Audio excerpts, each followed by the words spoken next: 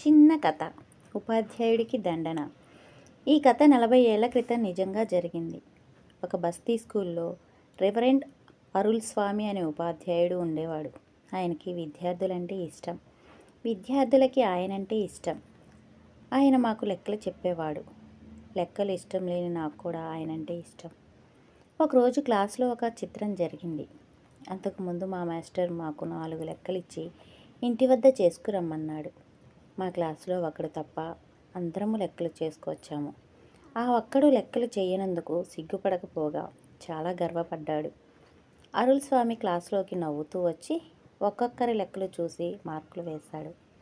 ఆ కుర్రవాడి వంతు వచ్చినప్పుడు అతను తాను ఇంటి దగ్గర లెక్కలు చేయలేదన్నాడు. ఎందుకు చేయలేదు? లెక్కలు రాలేదా అని మాస్టర్ అడిగాడు. వచ్చును కానీ చేయలేదు అన్నాడు విద్యార్థి. హెడ్ మాస్టర్ గదికి వెళ్ళి బెత్తం పట్టుకురా అన్నాడు మాస్టర్. విద్యార్థి బెత్తం తీసుకుని వచ్చాడు. మాస్టర్ అతని క్లాసు ఎదురుగా నిలబడమన్నాడు.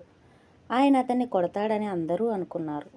కానీ అరుల్ స్వామి చెయ్యి చాచి, నేను నీకు ఇష్టం లేని లెక్కలు ఇచ్చి నీకు అసంతృప్తి కలిగించాను. నువ్వు నన్ను శిక్షించవచ్చు, కొట్టు అన్నాడు. విద్యార్థి వణికిపోతూ బెత్తం చివర మాస్టర్ చేతికి ఆనించి బావురుమని ఏడుస్తూ మాస్టర్ కాళ్ళ మీద పడి క్షమాపణ చెప్పుకున్నాడు.